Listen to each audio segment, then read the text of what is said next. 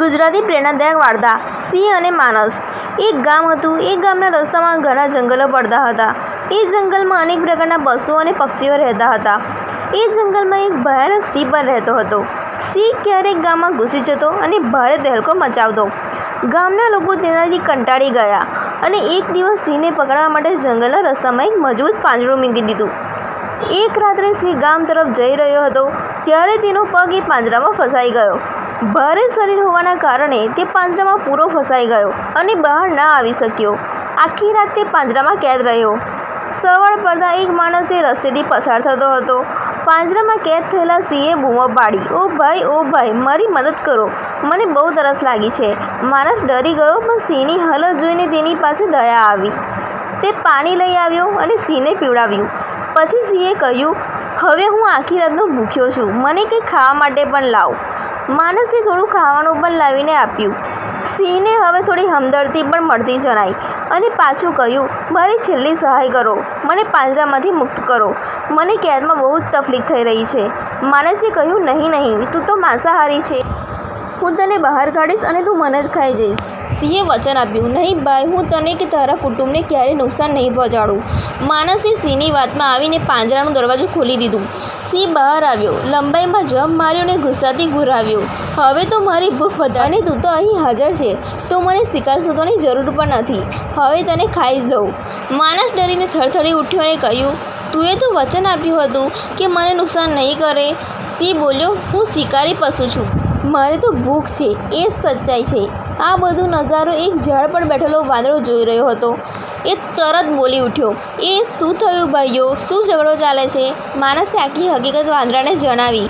વાંદરાએ કહ્યું, મને તો વાત ખોટી લાગે છે, એટલો મોટો સિંહ આવા નાનકડા પાંજરામાં કેમ આવી શકે? સિંહ ગુસ્સે થઈ ગયો અને બોલ્યો, હું સાચું કહું છું, હું રાતભર એ પાંજરામાં જ હતો। વાંદરાએ કહ્યું, મારે એમ ન માની શકાય, જો તું ફરી એમાં જઈને બતાવે તો હું માની જાઉં। સિંહ તરત જ પાંજરામાં ગયો અને અંદર બેઠો। હા, હું આમ અંદર જ હતો। ત્યાં વાંદરાએ તરત જ પાંજરાનું દરવાજું બંધ કરી દીધું અને માણસને કહ્યું, હવે શું જોઈ રહ્યો છે, તરત ભાગી જા, તારી જાન બચાવ। માણસ ત્યાંથી દોડીને ભાગી ગયો અને સિંહ ફરીથી પાંજરામાં કેદ થઈ ગયો। વાર્તામાંથી શીખ, વિશ્વાસ સાચા માણસ પર જ કરવો જોઈએ। દરેક લોકો કેવું પણ બોલે એના પર તરત વિશ્વાસ કરી લેવું એ મૂર્ખતા છે। કેટલાક માણસો દયાળુ બનવાની નાટક કરીને પોતાનું સ્વાર્થ સિદ્ધ કરે છે, એવા લોકોથી સાવધાન રહેવું જ યોગ્ય છે। ગુજરાતી સસ્પેન્સ સ્ટોરી અંતિમ દરવાજો। એક ગામમાં એક જૂનું મોટી હવેલીવાળું ઘર હતું। લોકો કહેતા હતા કે એ ઘરમાં કોઈ આત્મા વસે છે। ઘરના અંદર ઘણી બધી કોઠારીઓ હતી, પણ એક દરવાજો એવો હતો જેને કોઈ કદી ખોલતું ન હતું। એ દરવાજા પર લખેલું હતું, જેથી પાછા ન આવો, એ રસ્તે ન જવાય। ગામના લોકો એ ઘર તરફ નજર પણ ના કરતા। વર્ષો પછી શહેરથી અભય નામનો યુવક એ ગામમાં રહેવા આવ્યો। એ એક જિજ્ઞાસુ અને નીડર યુવક હતો। ગામના વૃદ્ધોએ જ્યારે એને એ ઘરની કથા સંભળાવી ત્યારે એની અંદર ઊંડો રસ જાગ્યો। એક રાત્રે અભય એ ઘરમાં દાખલ થયો। ભયાવહ શાંતિ હતી, ધૂળથી ભરેલા ફ્લોર, તૂટેલા પતંગિયા અને ચૂપચાપ દરવાજાઓ, પણ એક દરવાજો જે ઉપર ચેતવણી લખેલી હતી એ હજુ પણ બંધ હતો।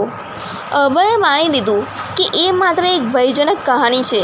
એમ વિચારીને તેણે એ દરવાજો ધીમેથી ખોલી નાખ્યો અને અંદર એક સાવ અલગ જ જગ્યા હતી, નવી દુનિયા જેવી।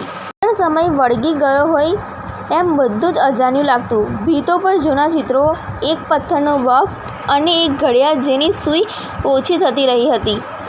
ઘડિયાળ નીચે લખેલું હતું, તમે સમયના વલણમાં પ્રવેશી ગયા છો, હવે પરત ફરે તે તમારા કર્મો પર નિર્ભર છે। અભય એકદમ ગભરાઈ ગયો। એ દરવાજો તરફ વળ્યો પણ દરવાજો ગાયબ। એ દરમિયાન એક બોક્સમાંથી અવાજ આવ્યો, તમે જે સત્ય શોધો છો એ જ તમારું બંધન છે। અભયે હિંમત રાખીને બોક્સ ખોલ્યું।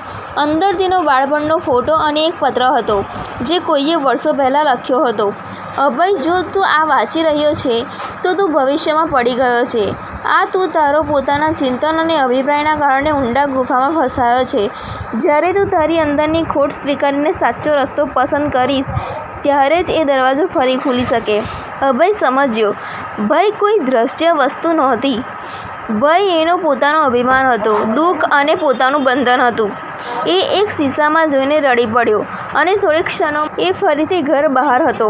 દરવાજો ફરીથી બંધ હતો, પણ હવે એના પર લખાયું હતું, અહીંયાથી પસાર થઈ ચૂકેલો કોઈ પરત ફર્યો છે, કારણ કે એને પોતે જ પોતાને સમજી લીધું છે.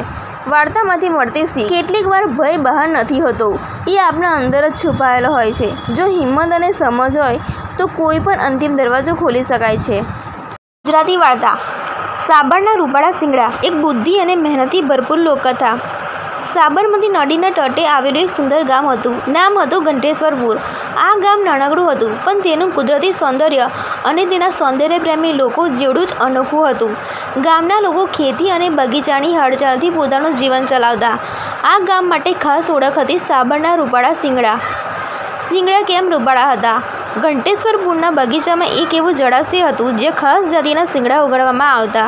એ શિંગડામાં એવી ચમક હતી કે જાણે ચાંદીના હોય.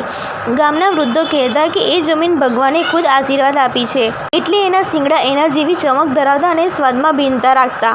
દર વર્ષે વિજયાદશમીના દિવસે ગામમાં રૂપાળા શિંગડા મેળો ભરાતો. લોકો અમદાવાદ, વડોદરા અને મહીસાગરથી પણ ખરીદવા આવતા. એક દિવસ ચક્કો ઉંદર બગીચામાં ફરતો ફરતો આવ્યો. એણે જોયું કે માળી કાકા બગીચામાં પાણી નાખી રહ્યા છે. શિંગડા એકદમ તૈયાર હતા, સફેદ, ચમકદાર અને માઠા પાણીમાં હતા. ચક્કાના મોઢામાં પાણી આવી ગયા. એને વિચાર્યું, આ શિંગડા તો ઊંચા ભાવે વેચાય છે. જો હું રાત્રે ચોરીથી 2-3 બોરી ભરી લઈ જાઉં તો મોજ પડી જાય. એ રાત્રે બધું શાંત હતું. ચાંદની છાયામાં ચક્કો સાવ ધીમે પગલામાં બગીચા તરફ નીકળ્યો. એની પાસે નાનકડી થેલી હતી. એ થેલી ભરી અને ભાગવાનો પ્રયાસ કર્યો. પણ અચાનક પાણીમાંથી એક અજાણી પડછાયા ઊભી થઈ ગઈ. તળાવમાં તરંગ ઉઠ્યા અને વાતાવરણમાં એક અવાજ ગુંજાયો. ચોરીથી મળેલી વસ્તુ ક્યારેય શાંતિ આપતી નથી. તું જો હકદાર બનીને માંગે, મહેનત કરે તો એ શિંગડા તારા જ છે. પણ લોભથી નહીં, ચતુરાઈથી કમાયેલી સચ્ચાઈ લાવી શકે છે સાચું સુખ. ચક્કુ એકદમ ડરી ગયો. થેલી છોડી દઈને ભાગવા લાગ્યો, પણ એને પગ જ ન હલ્યા. જાણે બધી બોરીઓમાં ચાંદીના પથ્થર ભરી દીધા હોય એવું લાગતું હતું. સવારનો અંધકાર પછીનો પ્રકાશ.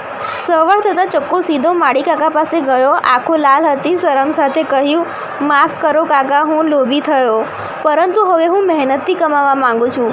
મને પણ એ રૂપાળા શિંગડા મેળવવા છે, પણ તમારા માર્ગે. માળી કાકા હસ્યા. હળવે માથા પર હાથ ફેરવીને કહ્યું, જેને ભૂલ સ્વીકારી હોય એ સત્યના માર્ગે ચાલે છે. આવ, આજથી તું મારી સાથે બગીચામાં કામ કર અને તને પહેલીવાર તારા હાથના કમાણીના રૂપાળાના શિંગડા મળશે. થોડા સમયમાં ચક્કો સૌથી મહેનતી કામદારોમાંથી એક બન્યો. એ હવે બગીચાને પોતાનું ઘર માનતો. દર વર્ષે મેળામાં એ પોતે જ થાળી ભર્યા રૂપાળા શિંગડા વેચતો અને લોકો એની પ્રશંસા કરતા. અને એક દિવસ એના નામે એક ખાસ પ્રકારના શિંગડાનું નામ પડ્યું, ચક્કાના ચમકતા શિંગડા. વાર્તામાંથી શીખ: સફળતા માટે ચતુરાઈ કરતાં મહેનત વધારે મોટું હથિયાર છે. લોભ ક્યારેય શાંતિ નહીં આપે, પણ પરિશ્રમ શાંતિ અને સન્માન બંને આપે છે.